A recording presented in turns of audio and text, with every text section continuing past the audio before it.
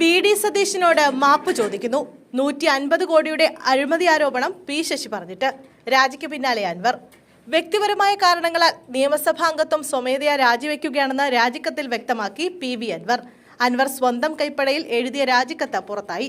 അതേസമയം പ്രതിപക്ഷ നേതാവിനെതിരെ 150 കോടിയുടെ അഴിമതി ആരോപണം ഉന്നയിച്ചത് മുഖ്യമന്ത്രിയുടെ പൊളിറ്റിക്കൽ സെക്രട്ടറി പി. ശശിയുടെ നിർദ്ദേശാനുസരണമെന്ന് പി. അൻവർ. താൻ അദ്ദേഹത്തോട് പരസ്യമായി മാപ്പ് ചോദിക്കുന്നുവെന്നും അൻവർ വാർത്താ സമ്മേളനത്തിൽ പറഞ്ഞു. ബംഗാൾ മുഖ്യമന്ത്രി മമതാ ബാനർജിയുടെ നിർദ്ദേശാനുസരണമാണ് MLA സ്ഥാനം രാജിവെച്ചതെന്നും പി. അൻവർ പറഞ്ഞു. തന്നോടൊപ്പം നിന്ന നിലമ്പൂരിലെ എല്ലാ ജനങ്ങൾക്കും അൻവർ നന്ദി അറിയിച്ചു. തന്നെ നിയമസഭയിലെത്തിച്ച ഇടതുമുന്നണി നേതാക്കൾക്കും പ്രവർത്തകർക്കും നന്ദിയെന്നും സ്പീക്കർക്ക് രാജി നൽകിയ ശേഷം വാർത്താ സമ്മേളനത്തിൽ പറഞ്ഞു. 11-ാം തീയതി തന്നെ ഓൺലൈനായി സ്പീക്കർക്ക് രാജിക്കത്ത് കൈമാറിയിരുന്നു. MLA സ്ഥാനം രാജിവെക്കുമ്പോൾ സ്വന്തം കൈപ്പടയിൽ എഴുതി രാജിക്കത്ത് കൊടുക്കണമെന്നാണ് നിയമം. ഇന്ന് നേരിട്ടെത്തി രാജി നൽകുകയും ചെയ്തു.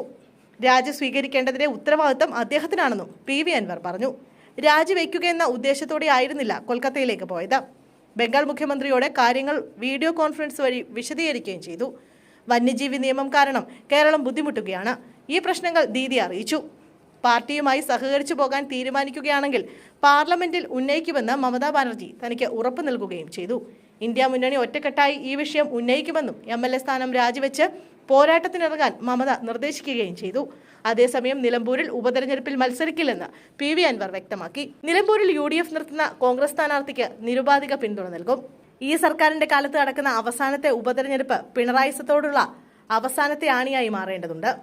നിലമ്പൂരിൽ DCC പ്രസിഡന്റ് VS ജോയിയെ സ്ഥാനാർത്ഥിയാക്കണമെന്നും അൻവർ പറഞ്ഞു.